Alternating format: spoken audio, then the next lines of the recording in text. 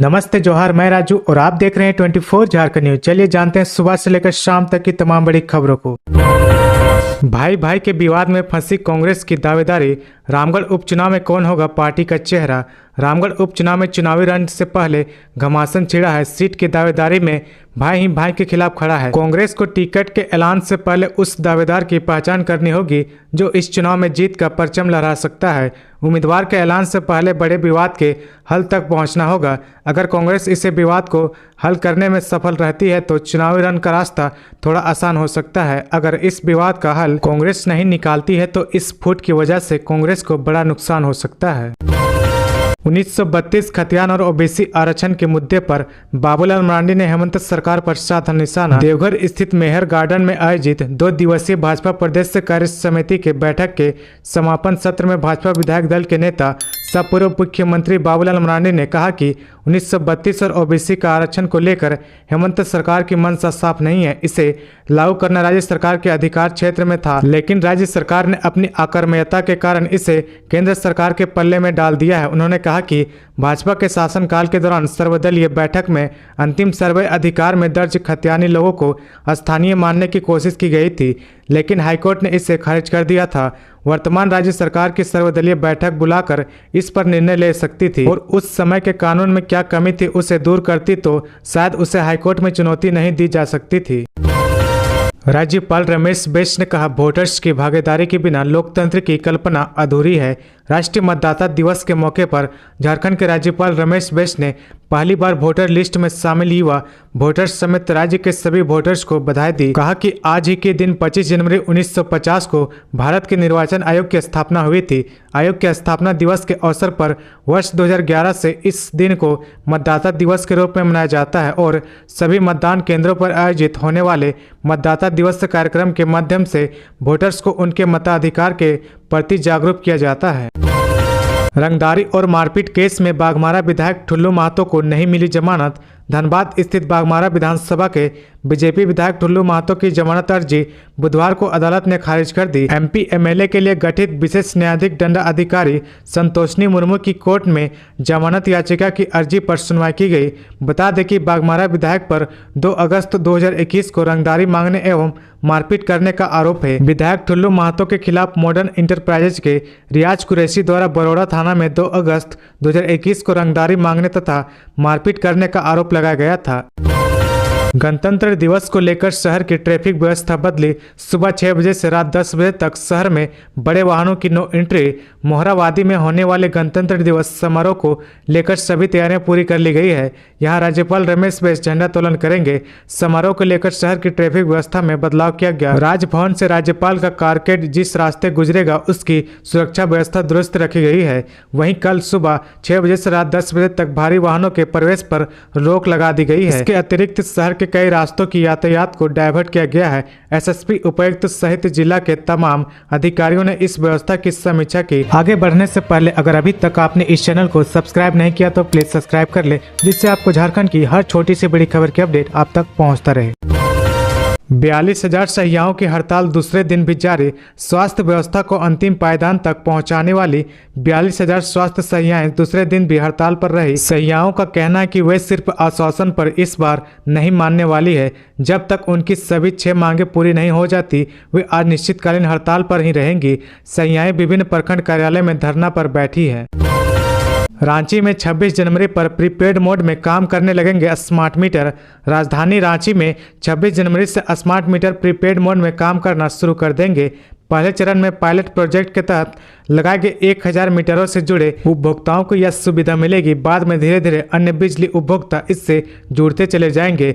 JBBNL IT cell में metre का data sample survey report सही पाए जाने के बाद से ही इस दिशा में प्रयास चल रहे थे।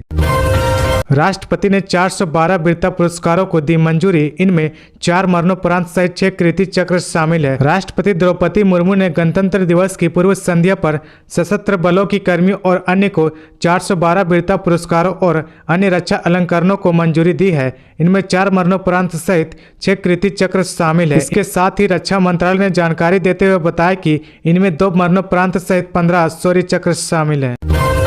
दुमका वासियों को सीएम हेमंत सोरेन की सौगात। कन्वेंशन सेंटर सहित कई योजनाओं को किया उद्घाटन और शिलान्यास। झारखंड के मुख्यमंत्री हेमंत सोरेन ने गणतंत्र दिवस के पूर्व दुमका वासियों को कन्वेंशन सेंटर की सौगात दी है। साथ ही 10 अरब 95 करोड़ 60,57,890 रुपए की लागत से 110 योजनाओं का उद्घाटन और शिलान्यास किया। इस मौके पर सीएम ने कहा कि सरकार की योजनाएं धरातल पर उतरे, योजनाओं का क्रियान्वयन तीव्र गति हो, योजनाएं समय पूरी हो, इसके लिए योजनाओं की लगातार निगरानी जरूरी है। इसी कड़ी में खुद जिलों में जाकर मुख्यालय और जिलों के अधिकारियों के साथ बैठक कर योजनाओं की जमीनी हकीकत की जानकारी ली जा रही है। इस मौके पर सीएम ने लाभुकों के बीच परिसंपत्तियों का वितरण और 103 अभ्यर्थियों को नियुक्ति पत्र प्रदान किया।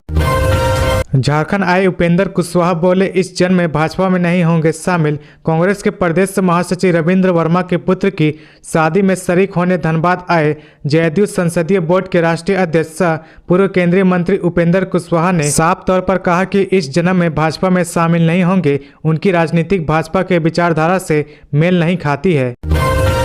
झारखंड के प्रोफेसर जानूम सिंह सोय को मिलेगा पद्मश्री। 4 दशक से हो भाषा के संरक्षण और संवर्धन में लगे हैं। गणतंत्र दिवस के अवसर पर पद्म पुरस्कारों का ऐलान बुधवार की शाम को हुआ। झारखंड के हो भाषा के जानकार प्रोफेसर जानूम सिंह सोय को पद्मश्री के लिए चयन किया गया है। प्रोफेसर सोय पिछले 4 दशक से हो भाषा के संरक्षण और प्रचार प्रसार में जुटे हैं। उन्होंने हो जनजाति के संस्कृति और जीवन शैली पर 6 पुस्तकें लिख चुके हैं। प्रोफेसर सोय के पद्मश्री अवार्ड की घोषणा पर केंद्रीय जनजातीय मंत्री अर्जुन मुंडा ने बधाई दी।